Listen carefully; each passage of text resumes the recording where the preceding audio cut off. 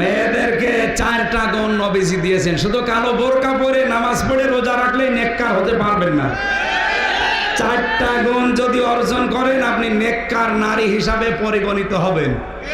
তিরমিজি শরীফের হাদিস। 1 নম্বরে আপনার স্বামী যখন বাড়িতে আসবে, দুনিয়ায় যত কাজ থাক সব আপনার জন্য হারাম, স্বামীর জন্য সময় দেওয়া ফরজ। আর আপনি সারাদিন সারা রাত কষ্ট করে বাড়িতে আসবেন, ওর হাঁসের খাবার দিয়ে ব্যস্ত।